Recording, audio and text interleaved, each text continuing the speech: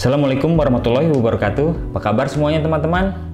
Selamat datang kembali di channel saya Bang Kunto yang selalu mengulas soal produk-produk teknologi, gadget, kamera, hobi ataupun perjalanan saya. Beberapa hari lalu saya dikirimkan sebuah produk, sebuah kamera action yang diberi nama kamera Brica ya. Produknya ada di depan saya ini. Kamera ini punya judul yang cukup panjang juga. Tipenya yaitu Brica Bipro 5e Mark 3S 4K. Kayak kode spionase aja, panjang banget pokoknya. Di sini ada kodenya di depannya. Nah ini. Untuk video unboxingnya udah pernah saya upload di channel saya, bisa diklik aja di pojok kanan teman-teman semua atau di sebelah kiri saya. Di situ banyak menceritakan tentang bagaimana pengalamannya membuka box Brica Bipro 5 ini. Kamera ini memiliki banyak aksesoris di dalamnya, dan di video tersebut kalian bisa lihat apa aja di dalamnya. Kamera ini punya bentuk yang mirip pada umumnya action kamera, kotak kecil dengan bulat yang ada di pojok kanannya. Apalagi kalau sudah dipasang housing waterproof, mirip banget kayak GoPro tipe 3 atau 4 gitu. Dan punya layar belakang 2 inci TFT LCD yang berfungsi sebagai monitor saat record atau shoot video atau foto. Dan juga monitor di depan yaitu monokrom dengan ukuran 0,5 inch sebagai monitor info jumlah durasi video dan juga frame foto. Ini ada di depan sini dan di belakangnya ada di sini. Ini biar saya buka aja ya. Memiliki beberapa port di sebelah kanan tanpa penutup, dan terdapat port micro USB sebagai media transfer file atau ekstra baterainya. Ada port micro HDMI, lubang memori micro SD, dan juga jack mikrofon yang ukurannya 2,5 mm. Oh ya, mic eksternal bawaannya sangat membantu perekaman suara yang lebih jelas daripada mikrofon internalnya. Jadi bawaannya ini mikrofon internalnya kurang cukup terdengar.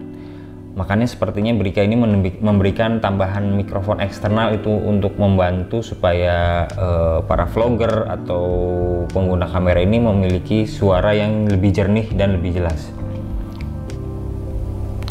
Bodi kameranya dibalut bodi plastik berlapis karet seperti ini. Agak keset juga dan nggak licin. Terkesan elegan, dan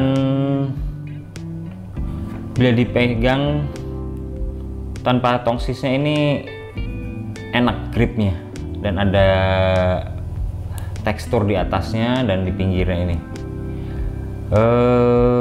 Tapi kekurangannya kalau menggunakan bodi seperti ini dengan bahan semi karet plastik, kalau terkena matahari atau cahaya panas yang cukup berlebih, dia agak lengket-lengket gitu, cepel lah kira-kira kayak gitu.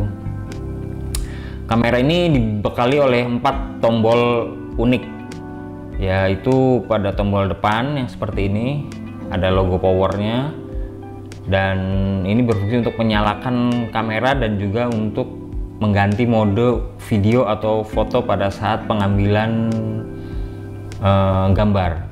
Dan pada bagian atas terdapat tombol shutter yang berfungsi untuk merekam atau memfoto, dan juga untuk mengaktifkan wifi-nya untuk connect ke aplikasi smartphone-nya. Dan di bagian sebelah samping ada 2 tombol panah atas bawah yang berfungsi untuk sebagai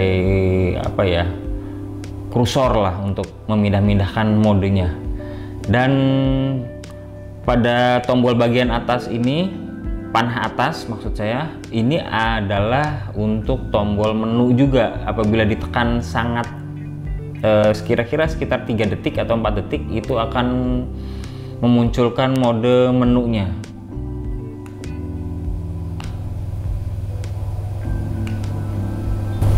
Di dalam menu ini terdapat 3 pilihan, yaitu mode untuk pemilihan penggunaan kameranya seperti video, foto, loop, time lapse, apalagi ini burst, timer, slow motion, dan lain-lain. Oh ya, untuk masuk ke menunya ini kalian bisa menekan tombol merah yang ada di atas atau tombol shutter. Lalu kursor pilih kanan kiri turun, lalu untuk kembali lagi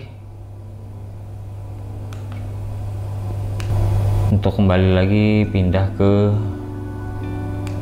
lalu di sebelah mode kameranya terdapat menu untuk preview atau hasil dari jepretan kita atau video kita. Di sini kita bisa memplay langsung dengan menekan tombol yang ada di atas juga, yaitu tombol shutter. Dan di pojok kiri bawahnya itu ada menu setting. Nah, di menu setting ini terdapat macam-macam setting, seperti untuk setting resolusi foto, white balance, terus pengaturan exposure, metering ketajaman, long exposure, ISO juga ada di sini, stempel waktu dan sebagainya. Dan kalau jika masuk ke menu mode video, di situ juga ada settingan untuk videonya. Lalu di bawahnya ada, kita kembalinya backnya ini adalah menggunakan tombol power. Terus masuk ke mode setting lagi, ada image rotation, aktivasi wifi-nya mau dihidupkan atau dimatikan, informasi wifi, reset wifi, frekuensi, indikator LED dan sebagainya. Dan juga untuk pilihan bahasa, di sini terdapat pilihan bahasa yang cukup banyak, dan baiknya adalah bisa menggunakan settingan bahasa Indonesia. Pada bagian bawah kameranya terdapat lubang screw, yaitu saya kira ini lubang screw 1/4 inch yang biasa dipakai di tripod ataupun monopod. Ternyata ini adalah lubang screw yang ukurannya cukup kecil, dan saya sendiri mencari aksesoris belum ada yang bisa masang di sini karena ukurannya sebesar screw yang ada di aksesoris buat mengencangkan housingnya.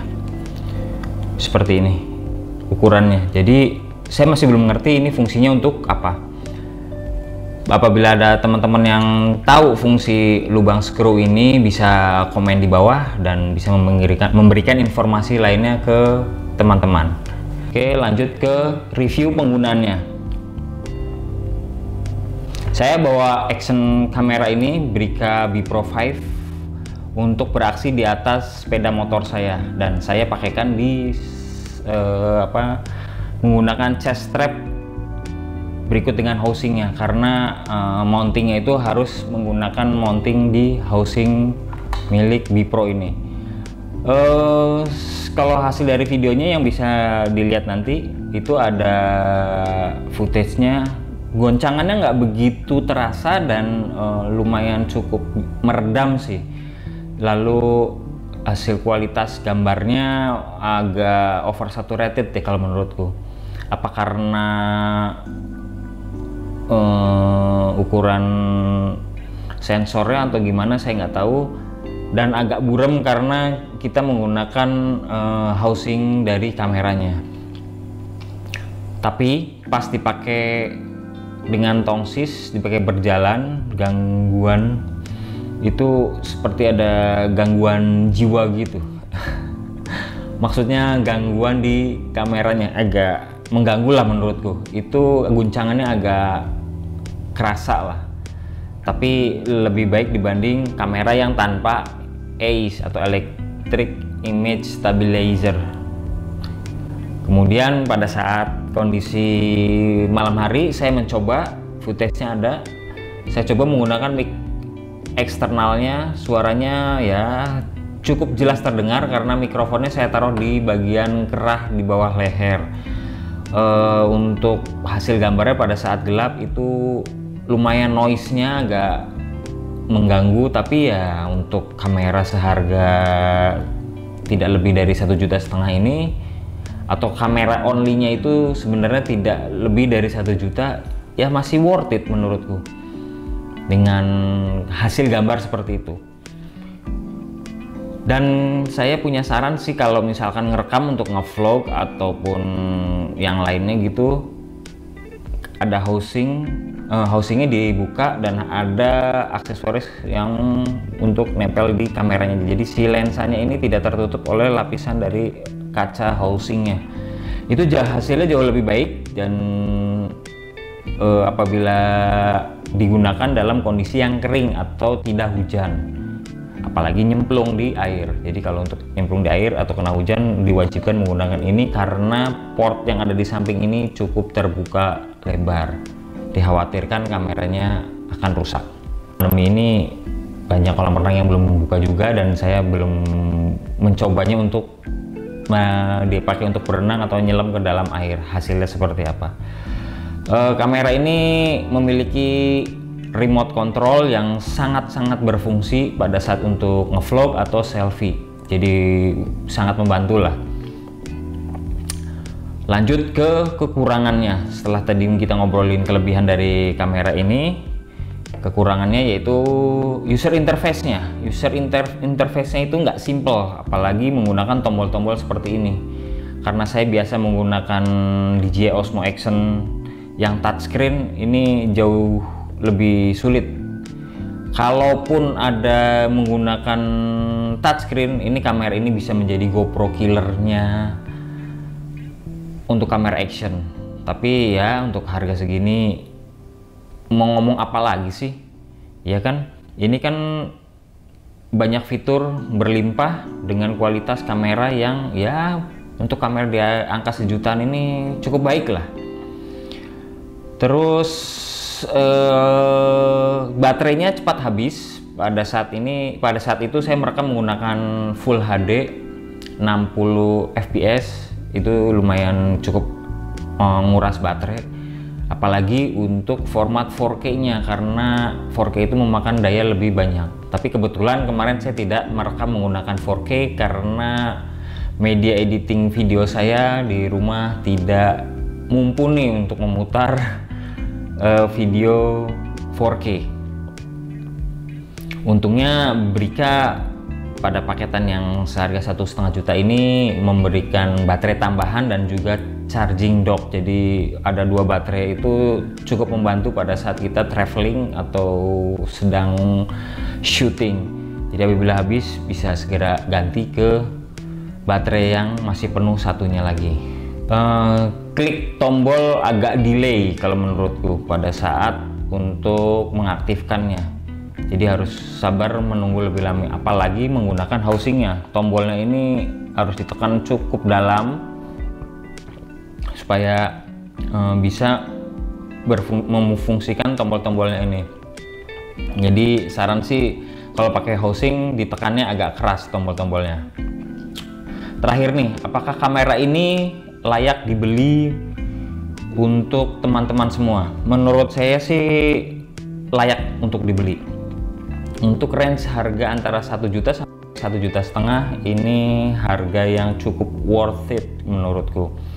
Banyak kamera yang dijual dengan harga segitu tapi fitur yang diberikan tidak sebaik Brika ini. Apalagi yang paket 1,5 juta bisa dapat banyak, ada dapat tongsis, terus memori, terus apalagi aksesoris dan sebagainya. Itu sangat-sangat memberikan nilai tambah lah, nilai lebih buat kamera action. Karena waktu saya membeli kamera action yang DJI itu aksesorisnya kan tidak punya, saya harus membeli lagi dengan menambahkan budget tambahan. Apalagi aksesorisnya harganya lumayan cukup mahal untuk beberapa konverter dan lain sebagainya. Untuk hasil fotonya bisa dilihat di akhir video menggunakan kamera Brika ini. Kebetulan waktu itu saya jalan-jalan ke wilayah dataran tinggi Dieng. Sambil melihat foto-fotonya, teman-teman jangan lupa klik like Jika suka dengan video ini, lalu komen di bawah jika ada pertanyaan tentang seputar video yang saya buat kali ini. Jangan lupa di subscribe kalau belum subscribe. Kalau ada teman-teman punya pengalaman tentang kamera Brica B Pro 5 AE Mark III 3S 4K ini, bisa komen di bawah. Barangkali teman-teman yang lain butuh informasi lebih karena saya tidak mereview lebih dalam. Dan apabila ada teman-teman yang mau menanyakan seputar video ini juga bisa nanyain di bawah juga di kolom komentar. Sekian dulu, terima kasih. Wassalamualaikum warahmatullahi wabarakatuh. Bye. Ini saya coba cari yang situasinya lebih gelap.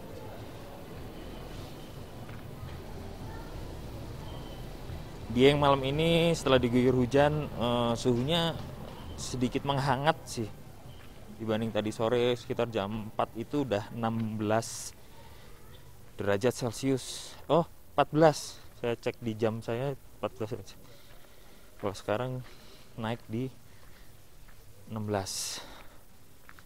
Lumayan dingin. Sekarang ada di kawasan Candi Arjuna. Saya handheld aja megang kameranya ini. Udah lumayan rame, banyak pengunjung. Ada Teletubbies,